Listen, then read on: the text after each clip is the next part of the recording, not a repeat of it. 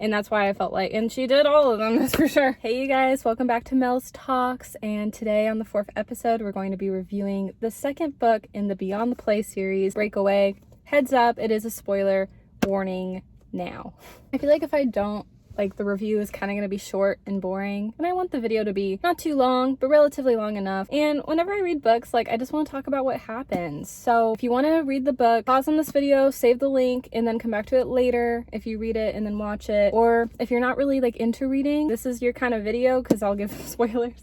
Or also another thing, if you're unsure to read this book or not, even though I talk about spoilers, you might want to watch this video. Or if you're just here just to be here, hi, my name is Melanie. This is my YouTube channel. I do a bunch of different like uploads. Honestly, that's kind of like my niche. I like to do a bunch of different things. I like to see like what people like. I don't know, I like to read books, I love to film vlogs, I love to eat food. I don't know, I like to do a lot of things. So we're gonna talk about Breakaway. What episode was it? The second episode of my Mels Talk series. I already talked about the first book called First Down, so go and watch that one first. This is the first book in the Beyond the Play series, but today we're gonna talk about the second book. So Cooper's like the second oldest brother, James is the oldest brother. This was his book. This is now Cooper's book. This book was something else. This book is spicy. If you love spice, like really love spice, like probably would love spice more than me. I'm not really a spice person, but I really was invested in this series. Well, the real tea, now I'm getting started with Stealing Home. Well, actually, I did start it, but I'm gonna reread it because like that's another thing. I was like really invested with this book, and then I was reading it and I loved it, but I wanted to go back to the other books, so I paused on this one. I'm gonna reread it from the start though, because now I've read the other books. I just wanted to understand more the context. This series in general can be standalone books. You just miss like a lot of details if you don't read it as a whole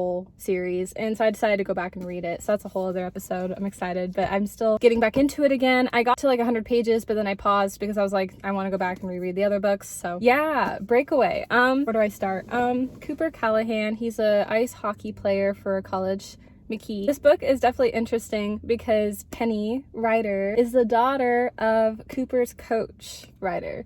So I forget the dad's name. But he calls him like coach. This is what it says on the back. A secret friends with benefits arrangement with the coach's daughter. Shouldn't have a shot in the dark of leading to more, right?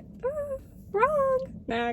Anyway, I'm just silly, I know. So yeah, this book's definitely friends with benefits. There's a lot of like sexual scenes. Like I said, if you are into that, you would love this book. If you're not into it, I'm not personally into it, but I still did like the book. I mean, okay, so I'm gonna give it like a 3.5 star because in the beginning of this book, it was good, but I was waiting for it to be great. And then the second half of the book, I really did like it and I felt like it was great. This book is 405 pages long. Also, I was gonna mention as well, people do kind of have like mixed reviews on it. I wasn't even sure like to read this book. It's so funny because originally out of all the books I owned, I was like the most intimidated by this book, but like I finished it under a week.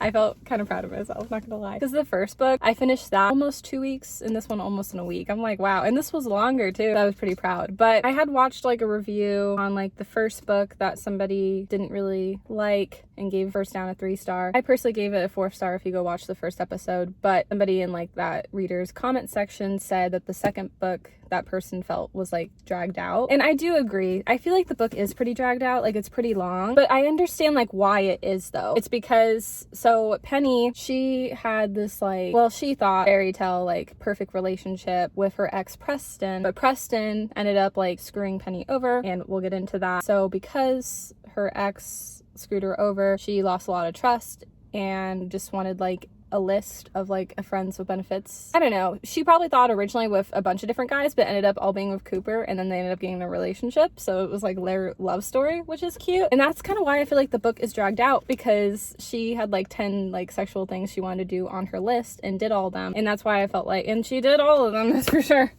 And so that's why I feel like the book is quote unquote like dragged out. Like, kind of understand now reading the book. There was moments I'm like, I don't know if I would reread again, but then there's moments I would reread again. That's why I'm like comfortable giving it 3.5 stars, because that's just kind of where I'm at. Also, Tangerine. I love cats. I don't know if you know this about me, but I have a cat named Jackson. I love him with my whole heart. I'd read this book and pet my cat. Once it got to like the 200 page, that's when we meet Tangerine. Goes by Tangy or Tangy. I always keep saying either one. I don't know. But Tangerine's an icon. She's such an unproblematic kitty. Like, I'm just gonna talk about the cat for a second because I love cats. Tangerine, like, they were so cute. Like, they would try to play toys with her, and Tangerine would literally be like, no, I'm not that kind of cat. And just so savage and cute. Anyways, like, getting kind of midway to the book, she wanted to save the last item, which is, this is gonna get a little like rated R kind of, I'm just giving a heads up now.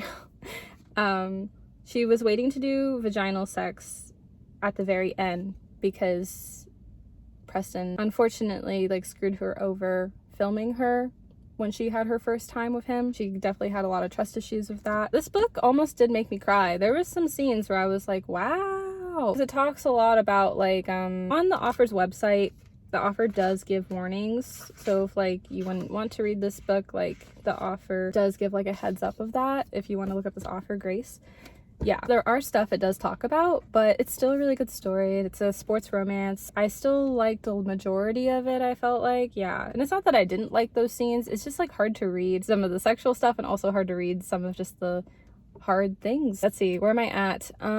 Takes them until like the end of the book that she finally does that. She does complete the list, but Cooper's her boyfriend and then she feels safe with him. So it's cute. It's romantic. Oh, sorry, with Tangerine.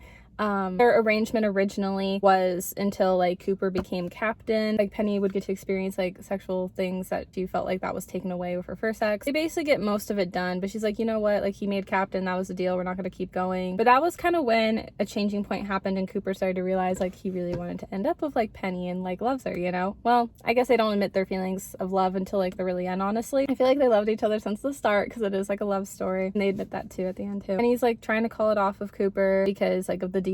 And then Cooper's like, no, because it was his way of trying to like, you know, wanting to tell her he wants to be with her. But then there's Meow and it's Tangerine, and that's how they got Tangerine, and Tangerine's an icon, and it was just like cute. And then they were like, no, we'll keep our like thing going, plus we're cat parents now. And I thought that was so cute. Penny has a best friend, Mia. The reason why I mention her is because Mia's going to be talked about in the next book. That will be in Sebastian's story, which is Cooper's adopted brother. Cooper and Sebastian are the same age, and he was adopted in the family, Sebastian. There's definitely some scenes with Mia and Sebastian in because they have a friend group, which makes like the most sense going into book 3, which at the end they did tease about Mia and Sebastian, which I thought was really cute and funny. Oh, Coach, I really like Penny's dad. Oh my gosh, he comes across as protective because he loves his daughter. The whole Preston situation sucked. They moved to McKee from Arizona because I guess McKee's like in New York, if I'm correcting this right in the story. But, like, just have a fresh start. Penny had an ACL. She used to be a competitive figure skater. Her mom passed away. Her mom was a figure skater.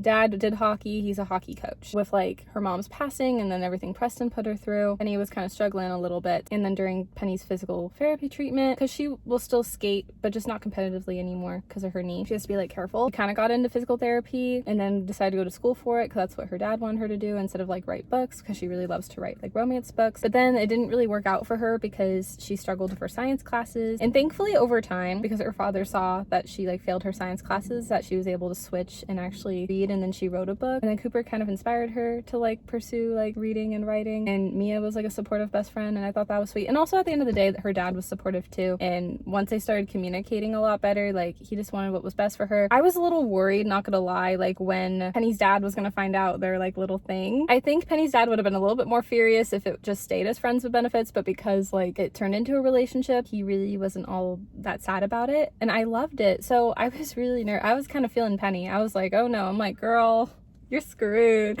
I was like, your dad's gonna be big mad. Like, I kind of was feeling her. But then like when he had found out, there's this teammate named Brandon who was trying to be like a little rat and try to, you know, So Cooper has like multiple enemies, by the way, which is important to talk about. Brandon on his team is a senior. They kind of have a tiff. And then there's this guy named Nikolai. The reason why I bring him up is because I think Nikolai is going to be Izzy's love interest in the 4th book. So we have to keep that in mind. That's what I feel like the author is like teasing. Like with Nikolai, it's Cooper's enemy, so that's kind of worse. Where I kind of feel like with Brandon, they're like frenemies. Yeah, for sure. I'm nervous for the 4th book because Izzy, oh no, Cooper's gonna be big mad. Not at Izzy, but just like the guy Nikolai, if he's the love interest. No, it's gonna be a good book, but it's gonna be so bad. It's like, can we just have Cooper be happy? Cooper as like a character had a lot of like character development. I don't know, I feel like I would date like a Cooper, but I don't know if I would end up with a Cooper. The kind of boys that Cooper is like is not like typically my type. I feel like I'd be intrigued for a bit and then I'd be like, peace. I don't know. Well, like I kind of this year recently been loving like blonde boys. No wonder like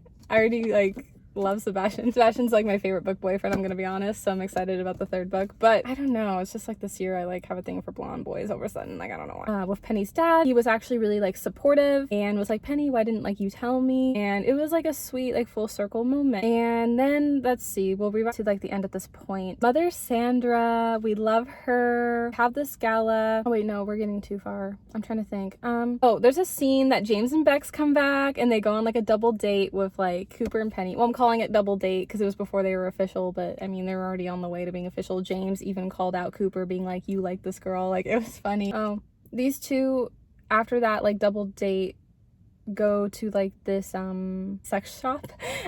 He wanted to try to like do something with like a tripod and Penny like rejected it, which like looking back like made sense after what she had been through, but in that moment it was like, what? Cooper's Uncle Blake comes back.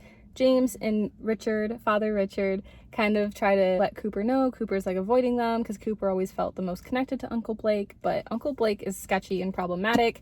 I knew it.